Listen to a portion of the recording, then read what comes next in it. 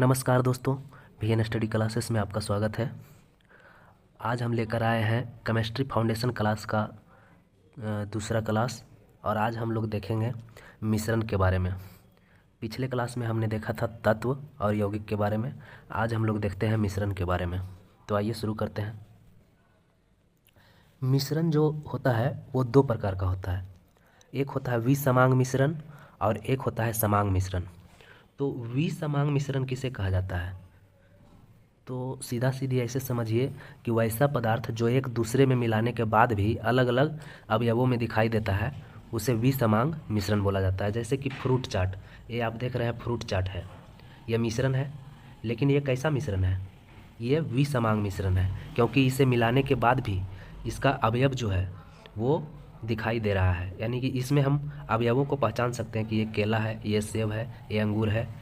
तो वैसा पदार्थ जो एक दूसरे में मिलाने के बाद भी अलग अलग अवयवों में दिखाई देते हैं उसे विसमांग मिश्रण बोला जाता है। जैसे फ्रूट चाट हो गया। और चीनी और दाल को अगर मिला दिया जाए, दाल जो बिना पका हुआ दाल रहता है, दाल और चीनी को अगर मिला दिया जाए, कितना भी मिला दिया जाए, वो चीनी अलग दिखेगा और दाल अलग दिखेगा। तो विसमांग मिश्रण आप लोग समझ गए होंगे, जो मिलाने पर भी दिखाई देता हो। और समांग मिश्रण किसे कहा जाता है? तो वैसा पदार्थ जो एक दूसरे में मिलाने के बाद भी अलग अलग अवयवों में दिखाई ना दे।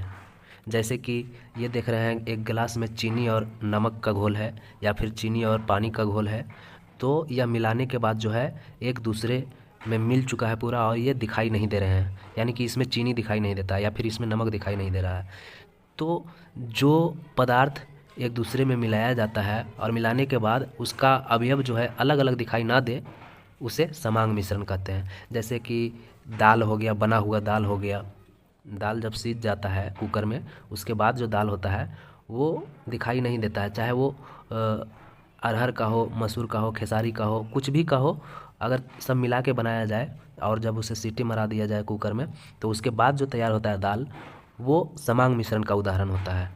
और दाल अगर बनने के पहले जो रहता है मिक्स, उसे विसमांग मिश्रण कहते हैं, क्योंकि वो दिखाई देते रहते हैं। तो उम्मीद करता हूँ कि आप लोग मिश्रण को समझ गए होंगे। दो प्रकार का होता है, विसमांग मिश्रण और समांग मिश्रण। अब देखते हैं परमाणु को। देखिए, किसी भी तत्व के सबसे छोटे कण को परमाणु कहा जाता है। जैसे मान लिया जाए कि ये परमाणु हो गया। परमाणु को तो वैसे रियल में हम लोग नहीं देख पाते हैं नंगी आँखों से, उसे माइक्रोस्कोप द्वारा देखा जाता है, लेकिन समझने के लिए हम इतना बड़ा बना देते हैं। तो ये परमाणु हो गया। तो इसका जो कोई भी तत्व का जो सबसे छोटा कण होता है वही परमाणु कहलाता है, यानी इसके बाद जो नहीं टूट पाए। और परमाणु की खोज जो है सबसे पहले ऋषि कनाद ने किया था, लेकिन परमाणु का सिद्धांत जो दिया था वो डाल्टन ने दिया था। किसने? जॉन डाल्टन ने दिया था परमाणु का सिद्धांत। और मैंने क्या बोला कि परमाणु को जो है नंगी आंखों से नहीं देख पाते हैं। और देखिए, रदरफोर्ड ने परमाणु का कण लिया, और परमाणु का कण लिया और क्या किया कि उस पर अल्फा किरण को गुजारा।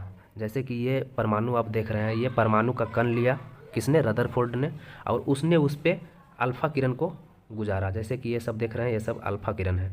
ये सब अल्फा किरण को जब उस पर गुजारा तो उन्होंने देखा कि कुछ किरण जो है परमाणु के आर पार चले गए हैं। जैसे कि ये वाला देखिए, कण जो है वो परमाणु के आर पार चला गया है, यानी आर पार हो गया है। जिससे उन्होंने क्या पता लगाया कि परमाणु का कुछ भाग, कुछ क्या अधिकांश भाग जो है, बीच वाला छोड़ के कुछ भाग जो है वो क्या हो गया, तो खोखला होता है।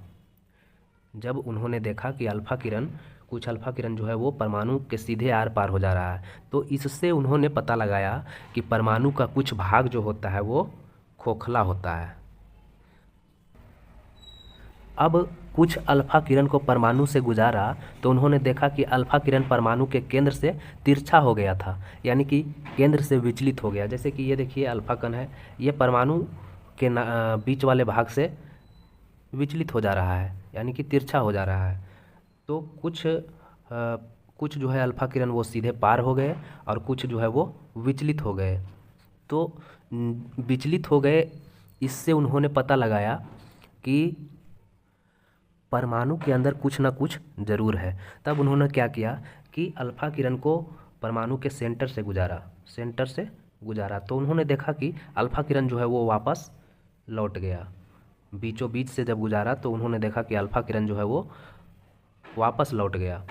तो जब वापस लौट गया तो उन्होंने पता लगाया कि अल्फ़ा किरण जो है वो, देखिए अल्फ़ा किरण जो है वो पॉजिटिव होता है। तो उन्होंने पता लगाया कि ना परमाणु के अंदर कुछ ना कुछ है जो कि पॉजिटिव है, और पॉजिटिव हम इधर से अल्फ़ा कण दे रहे हैं तो सेम आवेश वाला देखिए क्या होगा, विकर्षित होगा, एक दूसरे को विकर्षित करेगा। तो इससे उन्होंने पता लगाया कि परमाणु के अंदर कोई पॉजिटिव चार्ज वाला कुछ है।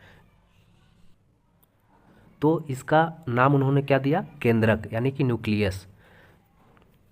तो न्यूक्लियस में कैसा चार्ज होता है, पॉजिटिव चार्ज होता है, और अल्फ़ा किरण भी पॉजिटिव चार्ज होता है, जिससे वो जो है किरण, अल्फ़ा किरण वापस लौट गया। तो नाभिक की खोज किसने किया, रदरफोर्ड ने। रदरफोर्ड ने नाभिक की खोज किया। तो नाभिक की खोज करके इन्होंने छोड़ दिया। इसके बाद आया गोल्डस्टीन। गोल्डस्टीन ने नाभिक को जब और जूम करके देखा तो उसके अंदर उसे प्रोटॉन मिला। गोल्डस्टीन को क्या मिला, प्रोटॉन मिल गया, और उन्होंने प्रोटॉन की खोज कर दी। और अल्फ़ा किरण की खोज किसने की, तो रदरफोर्ड ने की। और न्यूक्लियस की खोज, नाभिक की खोज भी रदरफोर्ड ने की। और प्रोटॉन को जो है वो खोजा था गोल्डस्टीन ने, लेकिन उसका नामकरण जो किया था वो रदरफोर्ड ने ही किया था। खोजा था किसने, गोल्डस्टीन ने प्रोटॉन को, लेकिन उसका नामकरण जो है वो न्यूट्रॉन ने किया, सॉरी रदरफोर्ड ने किया।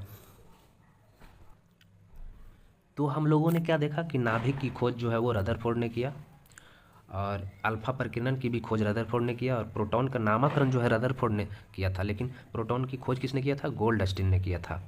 और न्यूट्रॉन की खोज जो है वो चैडविक ने किया। जब गोल्डस्टीन ने प्रोटॉन की खोज की उसके बाद न्यूट्रॉन आया, उसने उसे और जूम करके देखा तो उसमें से न्यूट्रॉन मिला उसे। तो न्यूट्रॉन की खोज किसने किया, चैडविक ने किया। और बाद में आया जे थॉमसन, उन्होंने इलेक्ट्रॉन की खोज की। तो दोस्तों आज हमने देखा मिश्रण के बारे में और परमाणु के बारे में। अब आज का क्लास जो है वो हमारे आसपास के पदार्थ जो चैप्टर था वो ख़त्म हो गया है।